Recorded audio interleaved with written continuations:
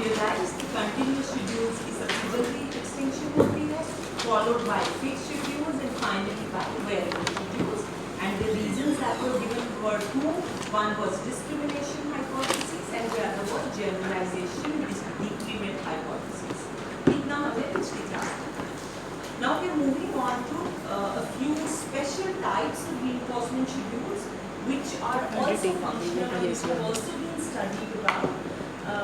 Besides those four basic intermittent schedules, fixed ratio, fixed interval, variable ratio, variable interval, जो चार आपके intermittent schedules थे और उसके साथ साथ continuous schedule है. उसके अलावा क्योंकि जब एक्सपेरिमेंटर्स ने देखा कि हम एनिमल को हर तरह का रूल के ऊपर ऑपरेट करवा सकते हैं, चाहे वो रेशियो हो, चाहे वो इंटरवल हो, चाहे वो फिक्स हो, चाहे वेरिएबल हो, सो उनके हौसले और बुलंद होकर उन्होंने कहा और चीज़ें देखते हैं ये करती कि और क्या क्या कहाँ तक हम एनिमल को सिखा सकते हैं. So they devised these different types of schedule. Specifically the first two are special in the sense कि वो बहुत एक्सपेरिमेंट्स में नहीं यूज किए जाएंगे, लेकिन ये दो शेड्यूल हमें ये ज़रूर बताते हैं कि हम कैसे अपने रीइंफोर्समेंट रूल या रीइंफोर्समेंट शेड्यूल के द्वारा एनिमल्स के बिहेवियर को काफ़ी हद तक रेगुलेट कर सकते हैं.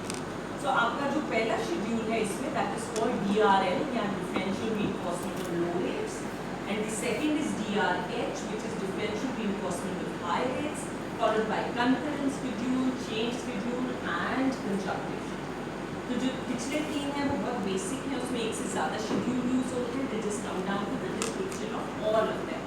सो पहला लेते हैं differential reinforcement of low rates. Differential word का मतलब होता है जब आप फर्क करके दो चीज़ों में डिसाइड करते हो कि मैं इस पे खाना दूंगी, इस पे खाना नहीं दूंगी.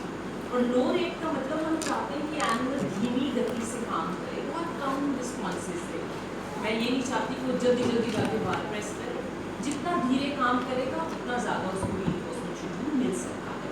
सो लेट्स सी इस शेड्यूल में क्या किया जाएगा. Now differential reinforcement of low rates में क्या किया जाता है. फॉर एग्जाम्पल एक रिस्पॉन्स को रीइंफोर्समेंट तभी दी जाती है अगर दो रिस्पॉन्सेस के बीच में कुछ समय बीत चुका हो. फॉर एग्जाम्पल हम कह रहे हैं differential reinforcement of low rates 10 seconds है मेरा, DRL 10 है. इसका क्या मतलब है, एनिमल ने एक बार बार प्रेस की, उसके बाद उसको कम से कम 10 मिनट पॉज लेना है और उसके बाद जब वो बार प्रेस करेगा तब उसे खाना है. You understand.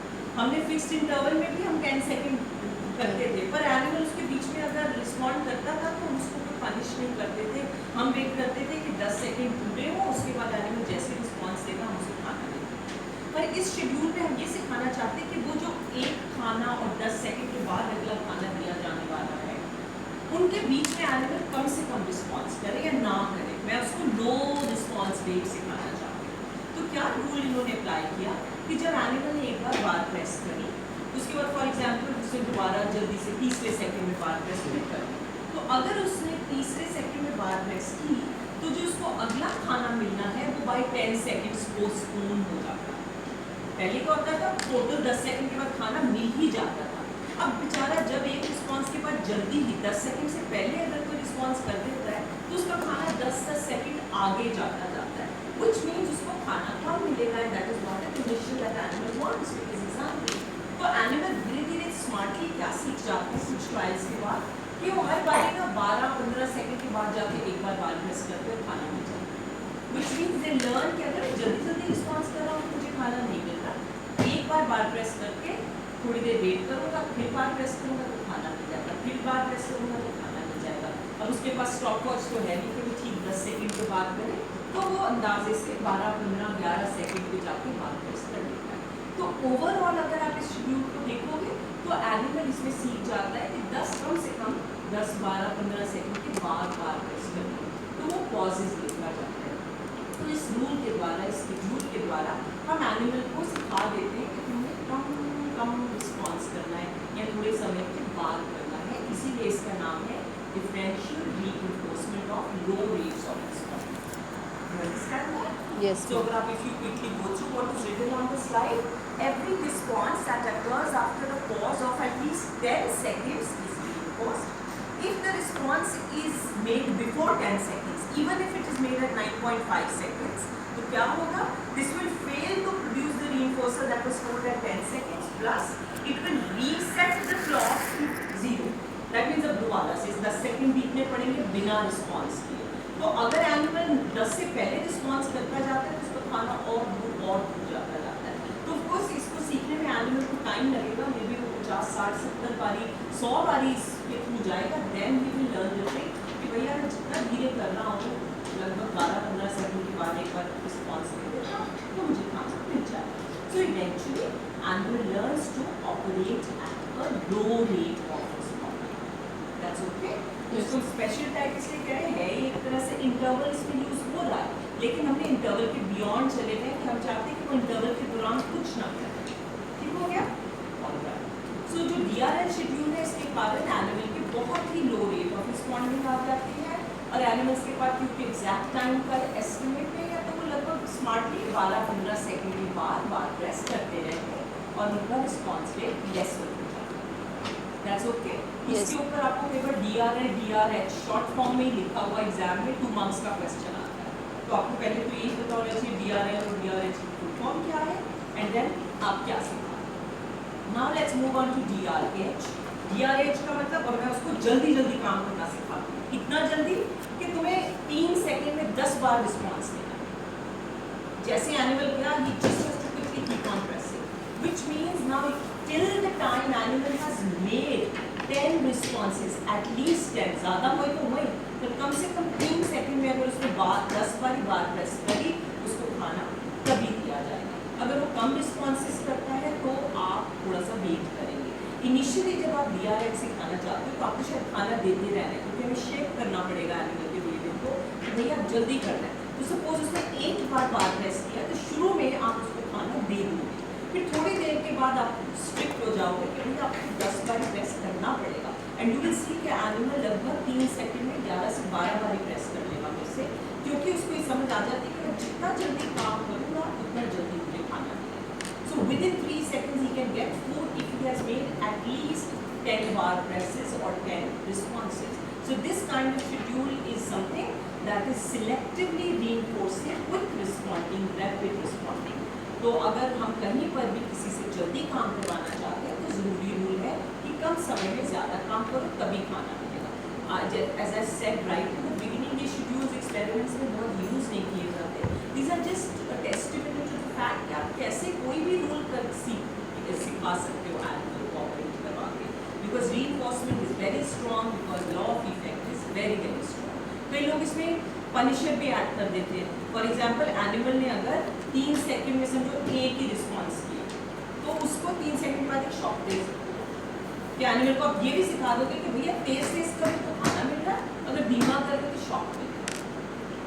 हम the point that we are trying to drive back home is कि जो लॉ ऑफ इफेक्ट ने कहा था या जो वॉटसन ने कहा था कि आप मुझे कुछ हेल्दी इन्फेंट्स दीजिए and tell me what you want me to do with them, I can teach them whatever you want me to teach them by using reinforcers and Punisher.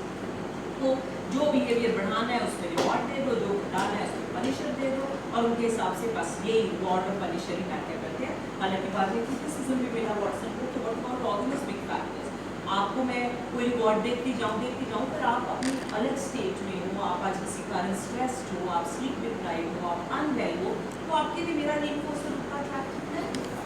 So that is why organismic factors जब आए तो Watson की बहुत सारी चीज़ों को question किया गया। Yet these are very very strong principles, जहाँ पे रिवॉर्ड के द्वारा बिहेवियर को इंक्रीज करना और पनिशर के द्वारा बिहेवियर को डिक्रीज करना पॉसिबल है। तो अभी हमने ये 5 किए थे, इसमें DRL खास करके लो रेट्स को करता है, DRH हाई रेट्स को करता है। Now let's come down to the concurrent schedule.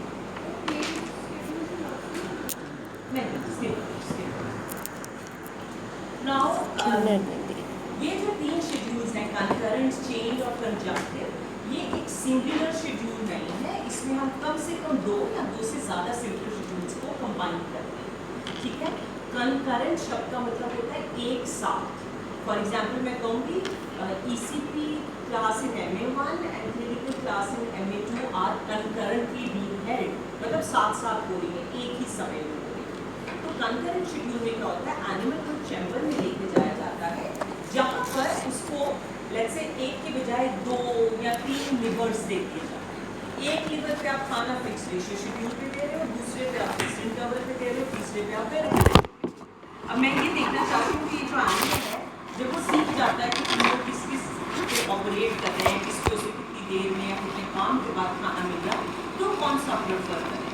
Generally आप देखेंगे एनिमल्स को रेशियो शेड्यूल ज़्यादा अच्छे लगते हैं, फिक्स रेशियो शेड्यूल और भी अच्छा लगता है क्योंकि बड़े प्रेडिक्टेबल है। उनको पता है मेरे को 6 बार बारह करके खाना मिल जाएगा, तो लगे रहते हैं, जितनी भूख लगी है उतना काम करते हैं, उतना खाना उनको मिलता है। सो कंकरेंट शेड्यूल बेसिकली वो शेड्यूल होते हैं जहाँ पर हम एनिमल को 2 या 2 से ज़्यादा रिस्पॉन्स ऑल्टरनेटिव्स देते हैं, 2 या 2 से ज़्यादा लीवर्स प्रेजेंट होंगे। पिजन है तो उसके सामने 3 स्क्रीन्स होंगे, 3 कीज होंगी जिनके अलग अलग रंग होगा, तो एनिमल सीख जाएगा कि अगर मैं येलो लाइट पे पैक कर रहा हूँ तो मुझे फिक्स रेशियो 10 पे मिल रहा है खाना, अगर मैं ग्रीन पे कर रहा हूँ तो मुझे वेरिएबल रेशियो 10 पे मिल रहा है, अगर मैं पिंक पे कर रहा हूँ तो मुझे फिक्स इंटरवल पे मिल रहा है। सो आप देखोगे इवेंचुअली जब एनिमल के पास फुल्ली चॉइस होती है वो कौन सा शेड्यूल पिक करना चाहता है। Does he want to stay on a fixed schedule और अ वेरिएबल शेड्यूल और अ रेशियो शेड्यूल और an interval schedule. So concurrent schedules are such जहाँ पर आप बेसिकली ये देखना चाहते हो कि एनिमल कौन सा शेड्यूल प्रेफर करता है,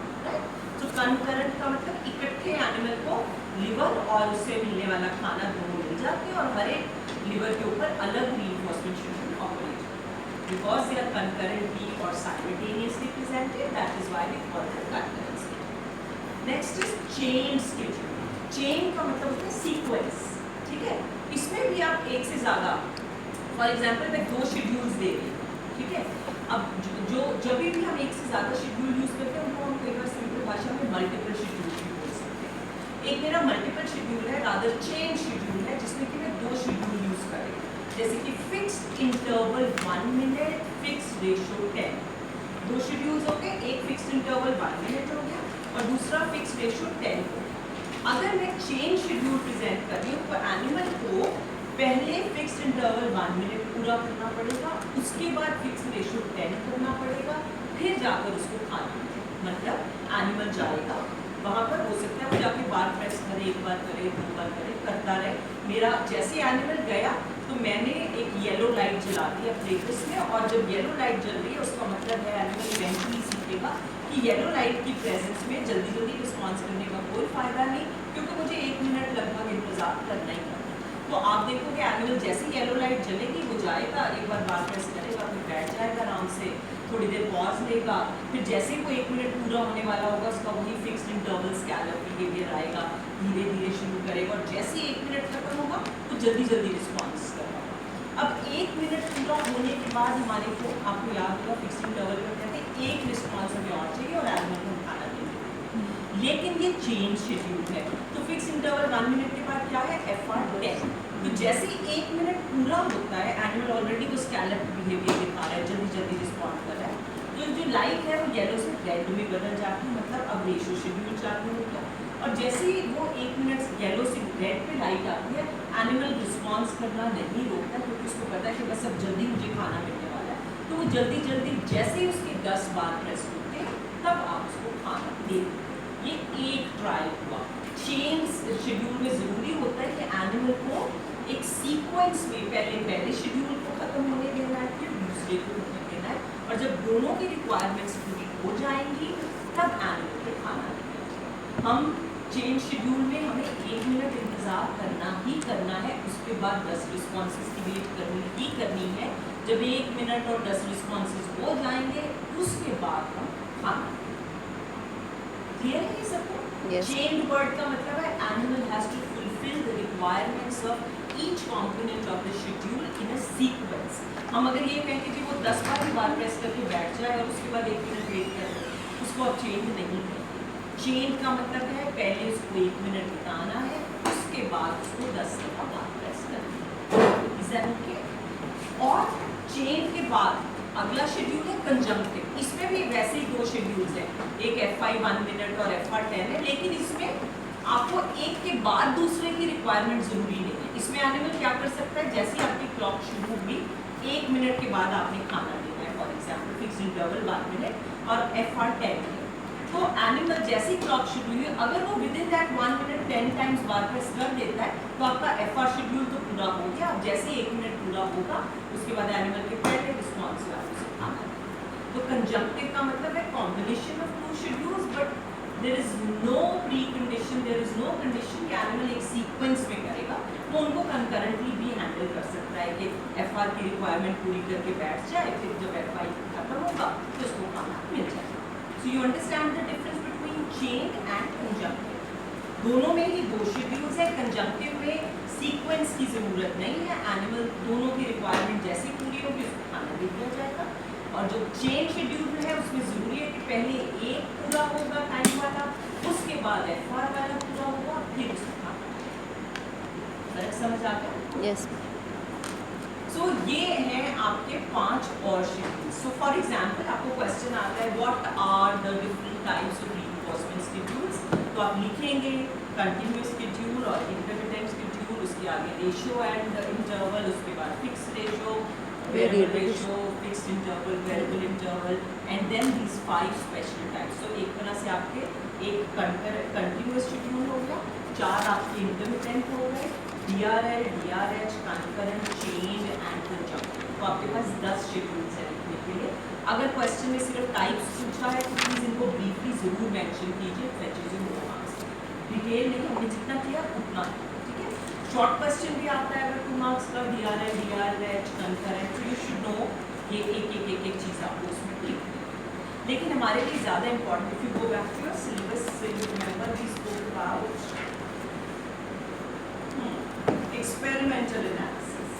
अभी हमने क्या किया? ऑपरेंट कंडीशनिंग का बेसिक फिनोमेना किया, रीइंफोर्समेंट शेड्यूल्स, उनके टाइप, उनके कौन सा reinforcement pattern, response pattern emerge होता है. याद है आपको हमने कहा फिक्स रेशियो में स्टॉप एंड गो पैटर्न होता है, फिक्स्ड इंटरवल में फिक्स्ड इंटरवल स्कैलअप होता है, वेरिएबल इंटरवल और वेरिएबल रेशियो में स्टेडी एंड कंटिन्यूअस रिस्पॉन्डिंग होती है. और अगर आप कहीं पर भी दोनों को कंपेयर करोगे, हमेशा वेरिएबल रेशियो शेड्यूल पे एनिमल के नंबर ऑफ रिस्पॉन्सेज ज़्यादा होते हैं दैन वेरिएबल इंटरवल. ये 4-5 चीज़ें हमें ऑब्जर्व करें. ठीक है. अब जो इसका आखिरी सेक्शन है आपके सिलेबस में जिसपे लिखा है एक्सपेरिमेंटल एनालिसिस, अब हम इन ऑब्जर्वेशंस के कारण स्टडी करें. ठीक है. कि फिक्स रेशियो शेड्यूल में स्टॉप एंड गो पैटर्न क्यों होता है, एनिमल पोस्ट रीइंफोर्समेंट पॉज क्यों लेता है, कितना लंबा वो पॉज होता है, क्या फैक्टर्स हैं जो डिटरमिन करते हैं कि वो पॉज कितना लंबा होगा या होगा या नहीं. Is that okay? Can I go on everyone? Yes.